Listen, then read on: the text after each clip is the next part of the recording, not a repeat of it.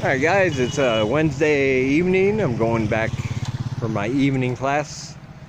As I've told you before, normally I don't walk back to work after my afternoon class before my evening class, because by the time I walk here and walk all the way back, just not enough rest time in between, you know. It just doesn't seem worth it. But there was an issue, and I'm going to give you some very good advice that I knew actually, but should have followed more closely myself. I'm pretty good at giving advice, very bad at taking my own advice, even if it's good. I tell people all the time, when you first get here, especially if you're coming to work, but I guess any visa type you're trying to get on arrival at the airport, before you leave the counter, look at the stamp in your passport. If you're here for retirement, it should say ER. Okay, the retirement visa. If you're looking for work, it should be EG. You can also get an EB, a business visa, upon arrival, but you will have to find a job and get a work permit, start that process. I think you get one extension with that, 1 3-month extension after your initial 30 days, and after that you will have to be employed with a work permit and all that to get another extension, or else you'll have to make a border run. All right. Here's my other piece of advice: when you're doing your visa extensions, do the same thing. Or what I'm trying to say is, before you leave the counter, just make sure it's the proper visa. Just make sure. Because if it's not, then they have to restamp it. And you should do that also when you're getting your visa extensions, as I found out in the most horrible way possible, trying to do my work permit stuff. When I got my visa and realized that the last visa extension I got, there was a mistake, and I did not look carefully enough at it to catch it until, of course, now when I need it. That mistake was that they changed my visa from an EB to an ER. So right now, officially, according to Cambodia, I am retired. If you're retired, you're not allowed to work or do any of that kind of stuff. Oh, no thank you. So my issue is that now I can't complete the process for my work permit. Well, I'm still waiting for my letter from the school too. I already told them they need to get on that. They need to give me my letter quick. So now it came time for me to renew my visa again, to extend my visa again. So I took it to the place and told them my problem. I was like, last time I came here, you sent it away, and it wasn't their fault. I'm sure it was just a misstamp at Phnom Penh where they get sent. Unfortunately, I can't be there every step of the way with my visa. When you do these kind of things, you just have to trust the powers that be. It was my fault that I didn't look closely enough at it when I got it back. I looked at the date to make sure that was correct, and then I threw it in my closet. My mistake, and I admit that. But I took it back and said, hey, here's what I need to do. I need you to change this from... It accidentally got changed to ER. I need it to be changed back to EB so I can get my work permit. Lady made a phone call to where they send it. Very nice lady, got on the phone, spoke really good English, and said, no, we can't do that. Once it's now an ER, you have to leave the country, come back, and tell them when you come back in, you want the EB. That's the only way to change it back. So, my this current visa expires before I get paid, so I can't do it now because I don't have the money to the extra money to make a border run. You have to get a van or a bus service, and you have to pay the visa fee to get into Thailand. You got to spend the night in Thailand, which is a hotel. You got to eat while you're in Thailand for that night. That's more money. Then you got to come back, pay your $35 for your new e-visa, EB visa. It's just, yeah, not gonna happen. But I get paid next week, so I'm going to have to do it then. In the meantime, I just wound up, the nice lady at the visa place, she just let me extend my mistaken ER visa for another month with an ER, even though I'm working. She kind of looked the other way for no extra money. And so I don't have to worry about being on overstay or anything like that. I get my visa back next week, and then I'm going to head to the border of Poi Pet. And of course, I will take you on that adventure with me, show you the process, the ins and outs, as much as they will allow me to film anyway.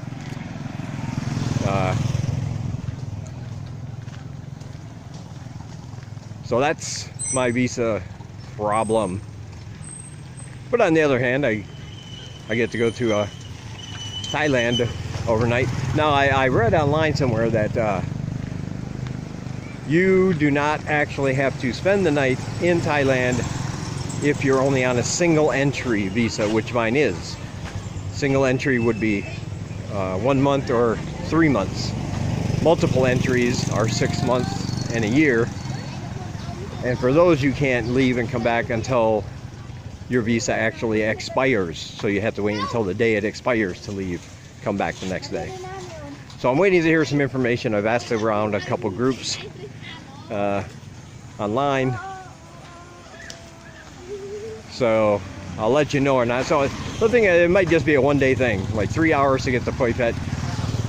You cross the border, pay your visa for Thailand, wait a couple hours, come back, pay for your Cambodia visa again, and come back the same day. I'm not sure. Or, sorry, I got distracted by food. Or I will have to spend the night in Thailand, get a hotel, all that, and then come back the next day. Either way, it's a hassle and an extra expense I didn't want, but even though it wasn't really my fault. And here's the thing, even if I would have checked it. Hello.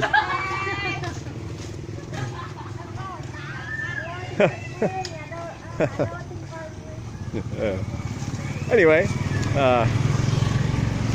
even if I would have caught it right away, that they gave me the wrong one, there would have been nothing they could do. It's stamped, it's back in my possession. I still would have been stuck with the same problem. But I could have already had it taken care of, is what I'm saying. So that was my mistake. That was my bad. So word of advice, always check the visa type, even when you're doing an extension. It's an unfortunate situation. Yeah, but what can you do? The life of an immigrant. Or, I'm sorry, expat. If you're from the West, move to another country to live, you're an expat. If anybody from another country comes to live in America, you're an immigrant, which carries all the negative connotations of that. But still, I won't go into that. Anyway, part of the fun, I guess. Everything should be sorted out soon. If the case is I don't have to spend the night, then I'm just going to go next week when I get paid, get it over with, and then get started on my work permits. I'll probably just take next Thursday or Friday off. Tell them I need the day off. If it comes to find out I have to stay overnight in Thailand, I'll probably just wait and do that Saturday. I'll do it Saturday, spend the night, come back on Sunday. Kind of a bummer of a weekend. Sung Lai can't go with me because she does not have a passport. So she's bummed about that, but I don't know what to say. No passport, you're not getting into Thailand.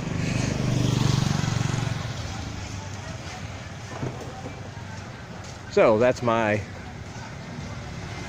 my last couple days have been going. And I also had to sign a bunch of papers my school's finally getting it together, and they're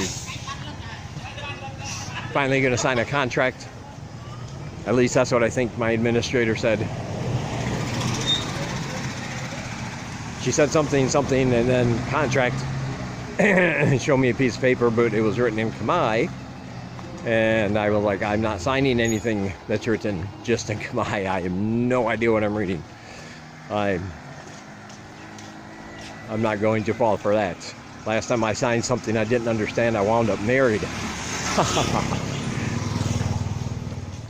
Okay, so that is why I had to go take care of all that today. Why we walked back from the school when we normally don't after afternoon class.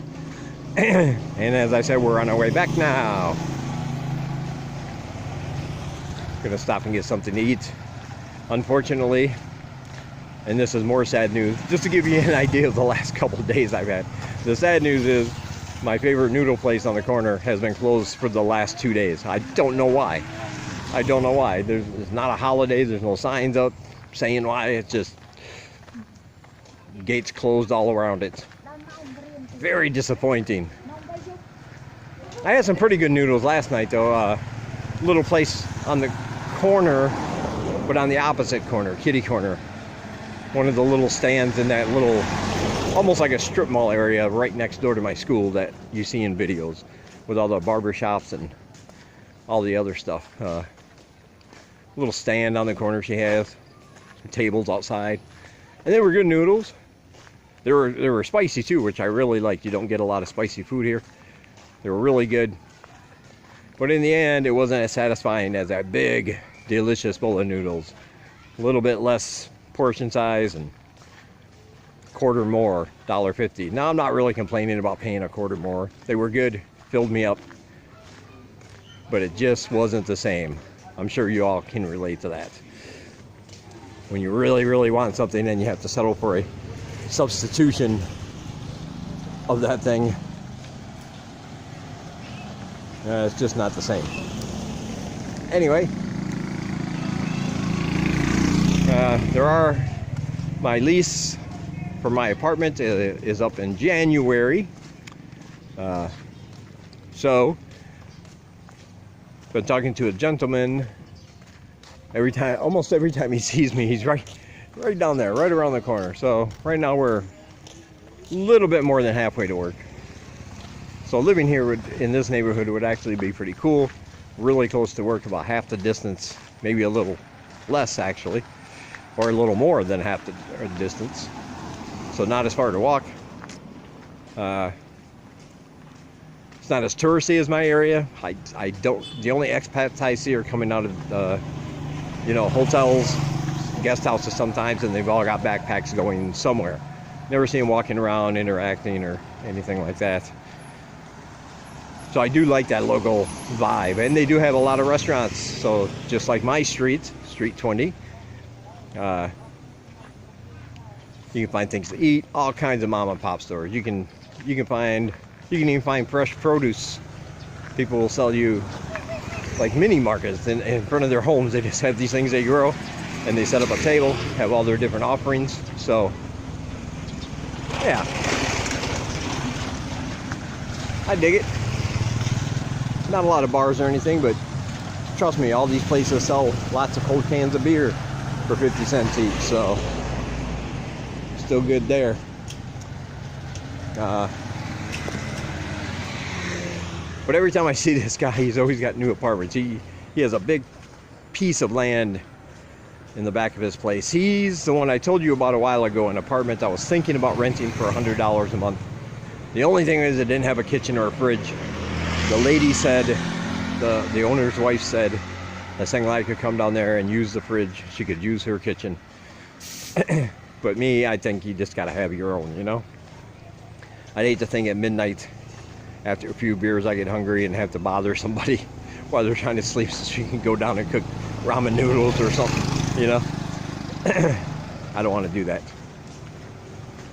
But he has other places too. He's got these really small places he just finished building. They went up pretty quick too, about 2 months, from like when he first showed me the land, he was telling me they're going right here for you, $60 a month, $60 a month. And I was like, oh. And then they went up and I realized these are just really small studio apartments. But they do have Wi-Fi, and they do have a sink with a little table next to it that counts for a kitchen, you know, with the outlets there. Not quite as big as mine. $60 a month, a good price, but like I said, I'm not looking just for cheap. But then he's telling me he has some more apartments in the back of those that he wants to show me next time I have time. He's trying real hard to get me to move into one of these places. He says he has a big place in the back, 2 bedrooms, aircon, furnished, TV, everything, $200. And I'm like, no, too much. I only pay $170 now. You know, if you add in my utilities, I'll be paying more every month. I'm trying to save money. So I'm thinking, I'll see what he's got.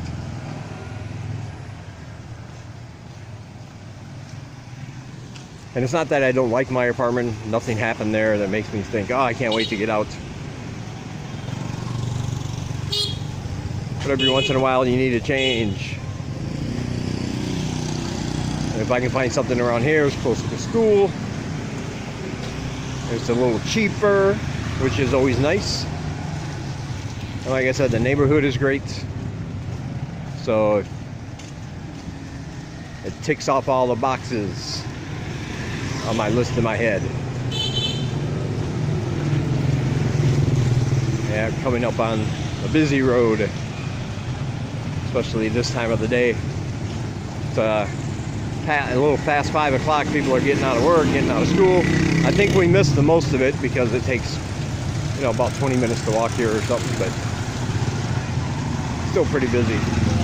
And there you can see my sadness. Look at my tears. Look at them. Just a gate around it. Just a gate. It's a sad, sad day. Anyway, we'll go over here, I guess, grab some of the other noodles.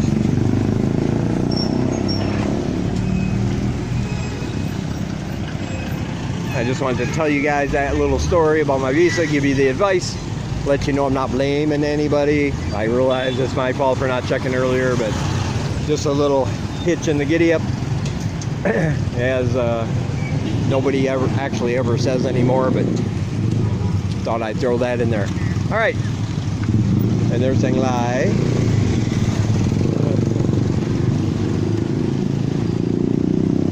She always gets mad when I like record for long periods of time in one shot without shutting it off, because she just like, better talk to me, you better talk to me. So that's enough rambling now. I'll talk to you guys in the next one.